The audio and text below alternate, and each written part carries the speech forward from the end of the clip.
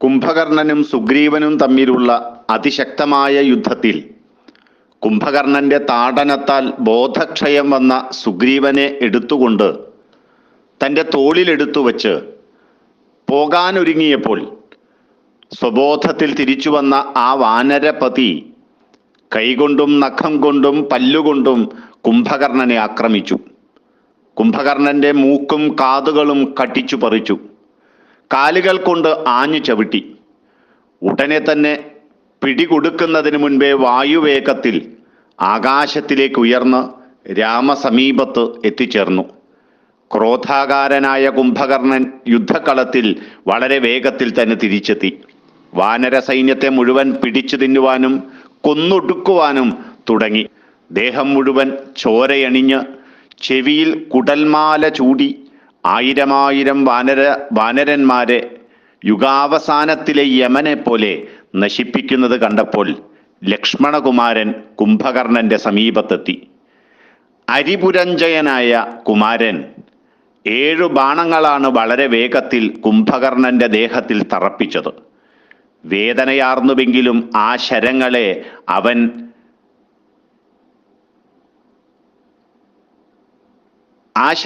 മുഴുവൻ വേറെയാക്കി. മഹാബലവാനായിട്ടുള്ള ലക്ഷ്മണൻ ഒന്ന് ചുട്ടിച്ചു. വീണ്ടും വീണ്ടും തുടർന്ന് അസ്ത്രങ്ങൾ അയക്കുവാൻ തുടങ്ങി.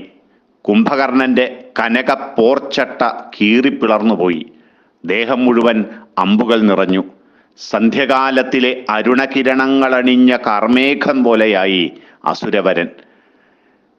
ലക്ഷ്മണകുമാരനെ വകവയ്ക്കാത്ത മട്ടിൽ വളരെ നിസാരമായ തരത്തിൽ തന്നെ കുംഭകർണൻ ലക്ഷ്മണനോട് പറഞ്ഞു, ഹേ ബാല, ഏതൊരു വമ്പനെയും കിടുകിടാ വിറപ്പിക്കുന്ന അന്തകൻ പോലും എൻ്റെ മുന്നിൽ വന്നു നിൽക്കുന്നതല്ല. യമനെ കൂടി വിജയിച്ച എന്നെ നേരിട്ട് യുദ്ധം ചെയ്യുവാൻ ഒരുങ്ങിയിട്ടുള്ള നീയുണ്ടല്ലോ, ഒരു വീരനാണെന്ന് പേര് നേടിക്കഴിഞ്ഞിരിക്കുന്നു. കാലനെ പോലെയുള്ളവർ എൻ്റെ മുന്നിൽ നിൽക്കുക പോലും ചെയ്യുകയില്ല. അപ്പോൾ പിന്നെ അടരാടിയവനെ പറ്റി പറയാനുണ്ടോ? അതുകൊണ്ട് തന്നെ നിന്റെ ധീരത ശ്ലാഘിക്കപ്പെടേണ്ടതാണ്. സാധാരണ ഐരാവതത്തിൽ കയറി അമരന്മാരാൽ ആവൃതനായ ഇന്ദ്രൻ കൂടി എൻ്റെ നേരിട്ട് വന്ന് എതിർക്കുവാൻ തുനിഞ്ഞിട്ടുമില്ല. ഇന്ദ്രനതിന് സാധിച്ചിട്ടുമില്ല. പക്ഷേ കുട്ടിയാണെങ്കിലും നീ ഇന്ന് എന്നോട് ഏറ്റുമുട്ടിയിരിക്കുന്നു. എന്നെ വല്ലാതെ രസിപ്പിച്ചു. എന്നെ ഇത്രയും നേരം എതിർക്കുവാൻ 3 ലോകങ്ങളിലും ഒരു ജീവിയും ഈ നിമിഷം വരെ ഉണ്ടായിട്ടില്ല. അത്രമാത്രം വീര്യബലമാർന്നവനാണ് നീ. എന്നാലും രാമന്റെ സമീപത്തേക്കാണ് ഞാൻ പോകുന്നത്. അതിന് എനിക്ക് സമ്മതം തരിക. രാമനെ മാത്രം ഞാൻ കൊന്നാൽ മതിയല്ലോ. അതോടുകൂടി എല്ലാം തീർന്നു കഴിഞ്ഞില്ലേ? അഥവാ ദാശരഥി ഹതനായിട്ടും യുദ്ധസന്നദ്ധരായി ആരെങ്കിലും വരികയാണെങ്കിൽ എൻ്റെ ശക്തി കൊണ്ട് അവരെ മുഴുവൻ ഞാൻ നശിപ്പിച്ചു കൊള്ളാം. അല്ലെങ്കിൽ ശത്രു സമൂഹത്തിലുള്ള ഏതൊരുവനാണ് എൻ്റെ നേരിട്ട് നിൽക്കാൻ കെൽപ്പുള്ളവൻ? ഇങ്ങനെ യുദ്ധമധ്യത്തിൽ വെച്ച് വല്ലാതെ ആത്മപ്രശംസ ചെയ്യുന്ന കുംഭകർണന്റെ വാക്കുകൾ കേട്ടപ്പോൾ ചിരിച്ചുകൊണ്ട് ലക്ഷ്മണൻ പറഞ്ഞു, അങ്ങ് പറഞ്ഞത് വളരെ ശരിയാണ്. ഇന്ദ്രാദി ദേവന്മാർക്കു കൂടി അങ്ങയുടെ ബലപരാക്രമങ്ങൾ അസഹ്യമായി തീരുമെന്ന കാര്യം തീർച്ചയാണ്. വീരനായ അങ്ങയുടെ വിക്രമം ഞാൻ ഇന്ന് വ്യക്തമായി കണ്ടതാണല്ലോ. ഇതാ എൻ്റെ അടുത്ത് മഹാഗിരി പോലെ സുസ്ഥിരനായിട്ട് നിൽക്കുന്ന എൻ്റെ ജ്യേഷ്ഠൻ ശ്രീരാമചന്ദ്രനെ നോക്കിക്കണ്ടുകൊള്ളൂ. ഇത് കേട്ട കുംഭകർണൻ കരുത്തനായ ലക്ഷ്മണനെ കണക്കാക്കാതെ ഭൂമി തന്നെ കിടുകിടാ വിറയ്ക്കത്തക്ക വിധം പാഞ്ഞുകൊണ്ട് ശ്രീരാമന്റെ സമീപത്ത് വന്നു ചെന്നു. ഈ സമയം ശ്രീരാമൻ വളരെ വേഗത്തിൽ തന്നെ രൗദ്രാസ്ത്രങ്ങളെ സംയോജനം ചെയ്ത ആ കണങ്ങളെ രാക്ഷസന്റെ വിശാലവക്ഷസിലേക്ക് ആഞ്ഞുവിട്ടു. അലറിക്കൊണ്ടടുക്കുന്ന അസുരവരന്റെ ആനനത്തിൽ നിന്ന് എരിയുന്ന തീക്കട്ടകളാണ് ശ്രീരാമചന്ദ്രന്റെ അസ്ത്രങ്ങൾ തറച്ച സമയത്ത് പുറത്തേക്ക് ചാടിയത്. ദിഗന്ധങ്ങൾ മുഴങ്ങത്തക്ക വിധം കഠിനമായി ആ കുംഭകർണൻ അങ്ങ് അലറി. കോപം കൊണ്ട് കലിതുള്ളുന്നവനെ പോലെ രണാങ്കണത്തിൽ മുഴുവൻ അവൻ ഊട്ടി നടന്നു. കപികൾ അവന്റെ വരവ് കാണുമ്പോൾ ദൂരത്തു നിന്ന് തന്നെ ഒഴിഞ്ഞു മാറി. ഉഗ്രമായ മാറിൽ കഴുകന്റെ തൂവൽ വെച്ച രാമശരങ്ങൾ വീണ്ടും വീണ്ടും തറച്ചു തുടങ്ങിയപ്പോൾ കയ്യിൽ നിന്ന് പിടി അയഞ്ഞ് ഗദയും മറ്റായുധങ്ങളും ഭൂമിയിൽ പതിച്ചു. സകല ശസ്ത്രങ്ങളും നഷ്ടപ്പെട്ടതായി മനസ്സിലാക്കിയ ആ ഘോര രാക്ഷസൻ ചുറ്റും നിൽക്കുന്നവരെ തൻ്റെ കരുത്തുള്ള ഇരുമ്പുലക്ക പോലെയുള്ള മുഷ്ടികൾ കൊണ്ട് പരിക്കുകൾ ഏൽപ്പിച്ചു തുടങ്ങി. ഉടനെ തന്നെ വലിയൊരു പർവ്വതത്തിൽ നിന്ന് നാനാവഴിക്കും ചാടുന്ന ചോലകൾ പോലെ കുംഭകർണന്റെ ശരീരത്തിൽ നിന്ന് രാമബാണങ്ങൾ തറച്ച ആ സ്ഥലത്ത് നിന്നെല്ലാം രക്തം പ്രവഹിക്കുവാൻ തുടങ്ങി. നിണമണിഞ്ഞ് ക്രോധം കൊണ്ട് മൂർച്ഛിതനായ രാക്ഷസൻ ഓടി നടന്ന് കയ്യിൽ കിട്ടിയവരെ, ആ വാനരന്മാരെ, ചിലപ്പോൾ ചില അസുരന്മാരെയും കയ്യിൽ കിട്ടിയപ്പോൾ എല്ലാവരെയും പിടിച്ചവൻ വായിലാക്കി. അങ്ങനെ വാനരനോ അസുരനോ എന്ന ഭേദമില്ലാതെ ഒരു വല്ലാത്ത ഭാവത്തിൽ ക്രോധം കൊണ്ട് മൂർച്ഛിതനായ കുംഭകർണൻ തൻ്റെ അത്യുഗ്രമായ വീര്യം കാണിക്കുവാൻ തുടങ്ങി. ഉടനെ തന്നെ തൊട്ടടുത്ത് നിന്ന വലിയൊരു ശൃംഗം വലിച്ചെടുത്ത് അത് അതിശക്തമായി ശ്രീരാമന്റെ നേരിട്ട് ഒരു ഏറു കൊടുത്തു. പുരുഷർഷഭനായ ശ്രീരാമൻ ശിഖരം വരുന്ന വഴിക്ക് തന്നെ 7 അമ്പുകൾ കൊണ്ട് ഉടച്ചു കഴിഞ്ഞിരുന്നു. പടിപടിയായി കുംഭകർണന്റെ ദേഹത്തിലേക്ക്, ശരീരത്തിലേക്ക് ഓരോ അസ്ത്രങ്ങളായി അയക്കുന്ന ശ്രീരാമചന്ദ്രന്റെ സമീപത്ത് വന്നു നിന്ന് ലക്ഷ്മണൻ ജ്യേഷ്ഠനോട് പറഞ്ഞു, മഹാപ്രഭുവായ അലയോ ജ്യേഷ്ഠ, ഇവൻ വാനരന്മാരെയും രാക്ഷസന്മാരെയും വേർതിരിച്ചു പോലും അറിയുന്നില്ല.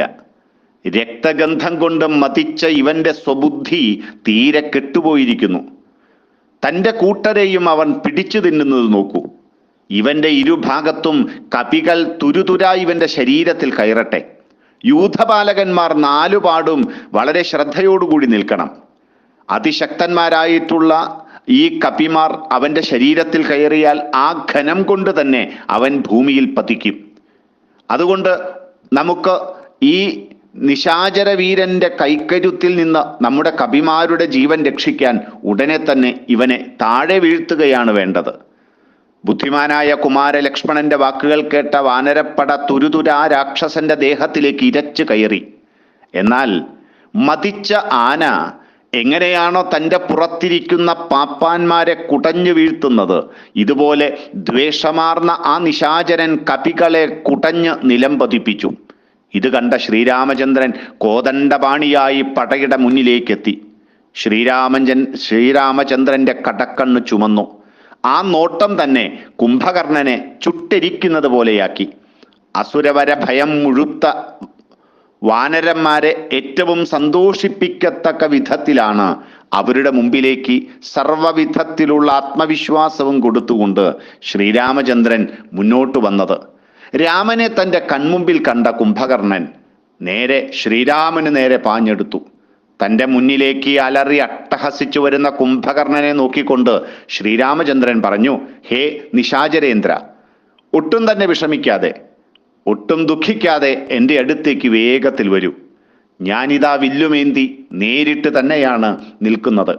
അലയോ അമരവൈരിയായ കുംഭകർണ, ഞാനാണ് രാമൻ.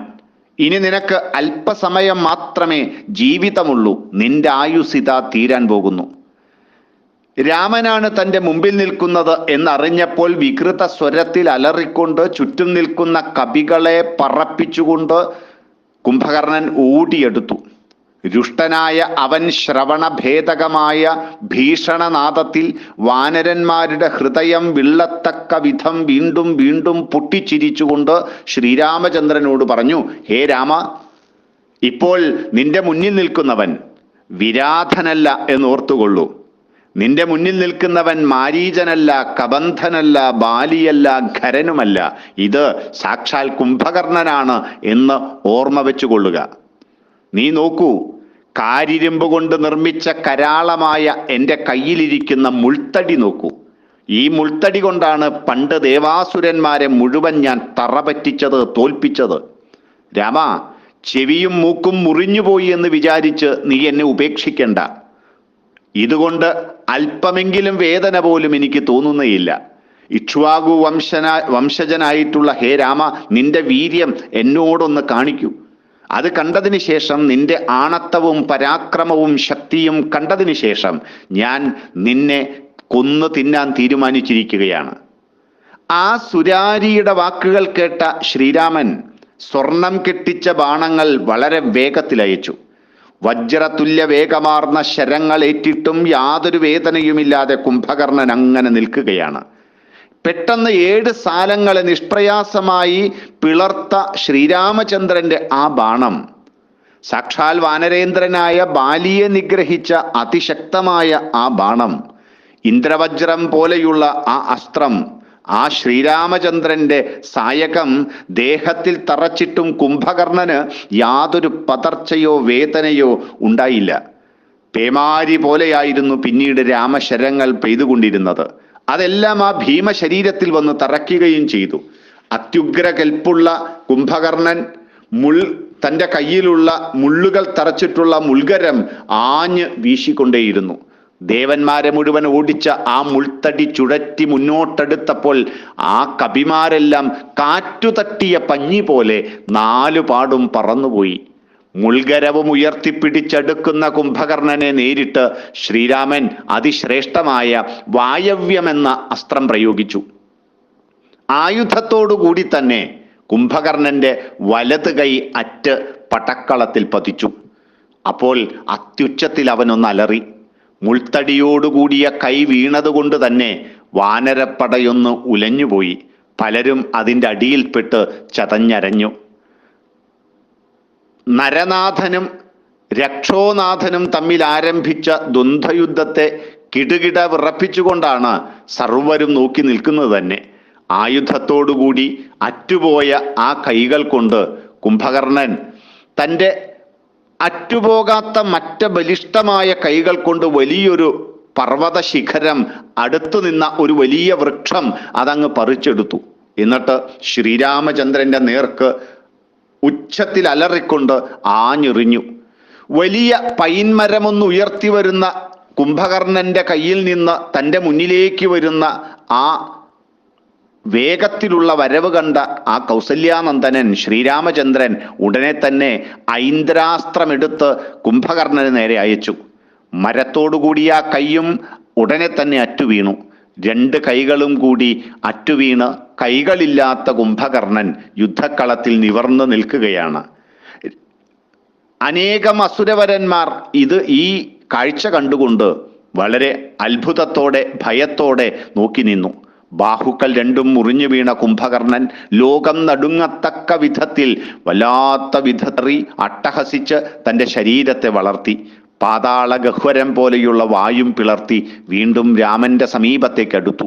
അതിവേഗത്തിൽ പാഞ്ഞു വരുന്ന അവനെ കണ്ട ശ്രീരാമൻ അർദ്ധചന്ദ്രാകാരമായ അതിനിശിതമായ 2 അസ്ത്രങ്ങൾ വളരെ വേഗത്തിൽ വിട്ടു. ആ 2 അസ്ത്രങ്ങളും അവൻ്റെ 2 കാലുകളും കളഞ്ഞു. യുദ്ധക്കളത്തിൽ അറ്റുവീണ 2 കാലുകൾ, ആ കാലുകൾ അറ്റുപോയതോടുകൂടി അദ്ദേഹത്തിൻ്റെ പതനവും സംഭവിച്ചു. ആ പതനത്തിൽ മഹാസാഗരം, പർവ്വത ഗഹ്വരങ്ങൾ, വാനര രാക്ഷസ പടകൾ, ലങ്കാരാജ്യം ഇതെല്ലാം ഒന്ന് നടുങ്ങി വല്ലാതെയൊന്ന് കുലുങ്ങി. കൈയും കാലുമെല്ലാം അറ്റുപോയ കുംഭകർണൻ ഭടവാമുഖം പോലെ വായും പിളർത്തി ആർത്തുകൊണ്ട് പൂർണ്ണചന്ദ്രനെ രാഹു എന്ന പോലെ രാമന്റെ സമീപത്തേക്ക് വീണ്ടും വന്നു. സുവർണ പിടിയോടുകൂടിയ ബാണങ്ങൾ പെട്ടെന്ന് ആ വായിലേക്ക് വന്ന് നിറഞ്ഞു. അലറുവാനല്ലാതെ ശബ്ദിക്കാൻ പോലും സാധിക്കാതെ കൊടും നിശാചരൻ ഞെരങ്ങി തുടങ്ങി, ബോധമറ്റു. വല്ലാതെ വിഷമിക്കുന്ന രാക്ഷസ ശ്രേഷ്ഠനെ കണ്ട ശ്രീരാമചന്ദ്രൻ മധ്യാഹ്ന തുല്യമായൊരു അസ്ത്രമെടുത്ത് ബ്രഹ്മദണ്ഡത്തിനും അന്തകദണ്ഡത്തിനും തുല്യമായ ഒരു സായകമായിരുന്നു അത്. മൂർച്ചയേറിയതും സ്വർണം കിട്ടിയതും വായുവേഗമാർന്നതും അരിഷ്ടതവുമായ ഐന്ദ്രമെന്ന ആ സായകം കോദണ്ഡത്തിൽ ചേർത്തു വെച്ചു. മാറ്റേറിയ തങ്കം കൊണ്ട് കെട്ടിയ സൂര്യാഗ്നി സദൃശ തേജസാർന്ന ദേവേന്ദ്രന്റെ വജ്രായുധത്തിന് തുല്യമായിട്ടുള്ള, വജ്രാശനിക്ക് തുല്യമായിട്ടുള്ള വേഗശക്തിയുള്ള അമോഘശരം അകർണാന്തം വലിച്ച് പുരുഷോത്തമനായ രാമൻ അത് നേരിട്ടയച്ചു. രഘുവരന്റെ തൃക്കൈയിൽ നിന്ന് പുറപ്പെട്ട ബാണം 10 ദിക്കുകളെയും പ്രകാശിപ്പിച്ച് ധൂമാവൃതമായ അഗ്നിയെപ്പോലെ എരിഞ്ഞ് കത്തിക്കൊണ്ട് ശക്രാശനി വീര്യപരാക്രമത്തോടുകൂടി മുന്നോട്ടുപോയി.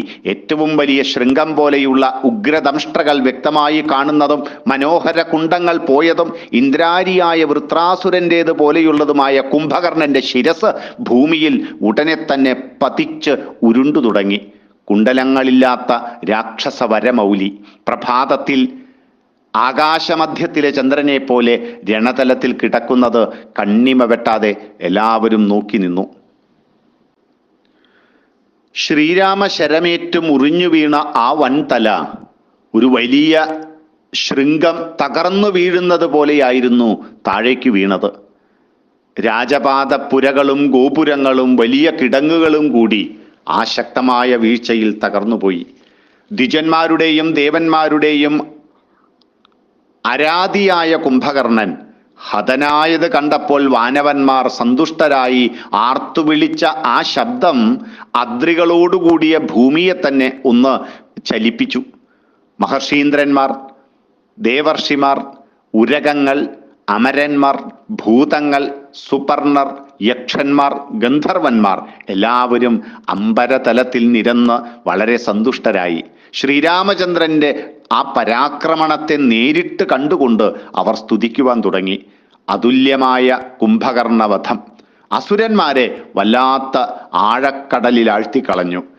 കേസരിയെ കണ്ട ആനകളെ പോലെ ശ്രീരാമനെ കണ്ട് ഭയതരളിതരായി ആ രാക്ഷസന്മാർ വിലപിക്കുവാൻ തുടങ്ങി. ഏതൊരാൾക്കും നേരിടാൻ കഴിയാത്ത അത്യുഗ്ര ബലശാലിയായ ശത്രുവിന്റെ നിധനം കണ്ട വാനരവീരന്മാർ വികസിച്ച താമരപ്പൂക്കളെ പോലെയുള്ള മുഖത്തോടുകൂടി ത്രിലോകനാഥനായ ശ്രീരാമചന്ദ്രന്റെ ചുറ്റും നിന്ന് രാമനെ സ്തുതിക്കുവാൻ തുടങ്ങി. മഹാരഥനായ ശ്രീരാമൻ കുംഭകർണനെ വധിച്ച വർത്തമാനം ഉടനെ തന്നെ രാക്ഷസന്മാർ രാവണ സമീപത്ത് ചെന്നു പറഞ്ഞു. അവർ പറഞ്ഞു, തമ്പുരാനെ, യമതുല്യനായ അനുജൻ തമ്പുരാനിത മൃതനായി തീർന്നിരിക്കുന്നു. വാനര സൈന്യമധ്യത്തിൽ വെച്ച് അവരെ ഓടിക്കുകയും ഭക്ഷിച്ചു ഒടുക്കുകയും ചെയ്ത് വിജയിക്കുവാൻ തുടങ്ങിയ അവിടത്തെ തേജസ് ഉണ്ടല്ലോ, സാക്ഷാൽ കുംഭകർണൻ എന്ന തേജസ് രാമന്റെ ഉഗ്രജ്വാലയിൽ കെട്ടടങ്ങിയിരിക്കുന്നു. കൈകളും കാൽകളും കണ്ഠവും മുറിഞ്ഞ് രക്തമൊഴുക്കിയ അനുജൻ സാക്ഷാൽ കുംഭകർണൻ എന്ന തമ്പുരാൻ കാകുൽസ്ഥ ശരങ്ങളാൽ വികൃതാംഗനായിട്ടാണ് ഹതനായി തീർന്നത്. അഗ്നിയിൽ ചുട്ടരിച്ച വൻ വൃക്ഷം പോലെ രണാങ്കണത്തിൽ അങ്ങനെ കിടക്കുന്നത് കണ്ടുകൊണ്ടാണ് പ്രാണരക്ഷാർത്ഥം ഞങ്ങളെല്ലാം ഓടി വന്നത്.